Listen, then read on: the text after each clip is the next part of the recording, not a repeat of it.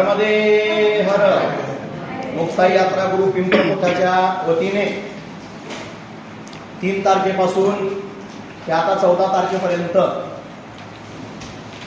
मा नर्मदा परिक्रमा ओंकारेश्वरवरून आपण संकल्प घेतला होता आणि कालच्या दिवशी ओंकारेश्वर या ठिकाणी संकल्पपूर्ती आपली झाली। पण एका दिवसाच्या दिवशी नवकन्या आपल्याला जेव घालता येणार नाही, वर्गा जेव घालता येणार नाही, म्हणून तो कार्यक्रम आज आपण संपन्नतेकडे गेला। आज एकादशीचा पर्वकाळ द्वादशी, ज्यातल्या त्यात मंगळवार हा शुक्रवार देवींकरता पवित्र मानला जातो। बोलू नका, ऐकून घ्या पहिले। आज मंगळवारच्या महापर्वणी काळावरती आपण कन्या भोजन या ठिकाणी जेव घातलं। खीरपुरी आणि छोले भटुरेची जी भाजी लागते सगळ्यांची, त्या ठिकाणी आपण संपन्नतेकडे जातो।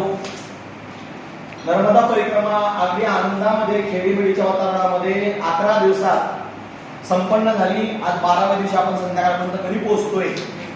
कुठल्याही प्रकारची काही अडचण न येता सगळ्या ठिकाणी आपल्याला मंदिरांचं दर्शनही चांगलं झालं, सगळ्या ठिकाणी आपल्या मंदिराच्या घाटांवरती आपली आंघोळ पण चांगली झाली आणि दोन्ही टायमाची सकाळ संध्याकाळची आरती पूजा विधी संपन्न झाली।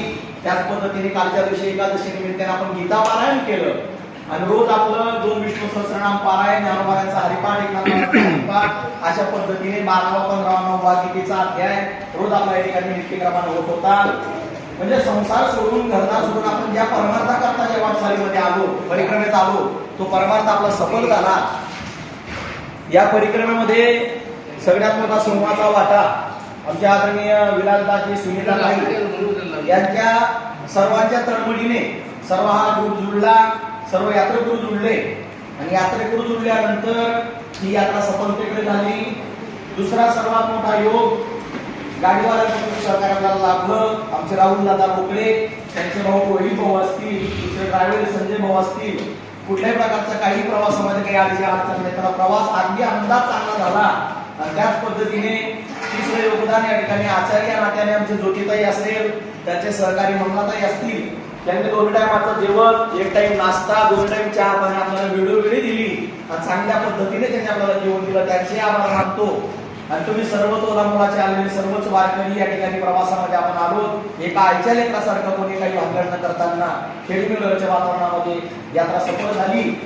या 11 दिवसामध्ये 12 दिवसामध्ये आमच्या परिवाराकडनं, आपले सर्व प्रवासी वाल्यांकडनं काही तुमची गैरसोय झाली असेल, खाण्यापिण्याची, राहण्याची। संसार म्हटला, संसारामध्ये 4 लोकांचं कुठेतरी बिघडत असतं। आपण जवळजवळ 30-32 लोक आपण एकत्र कुटुंबामध्ये चालत आलो, कुठेतरी 19-20 असतो प्रवासामध्ये असतं।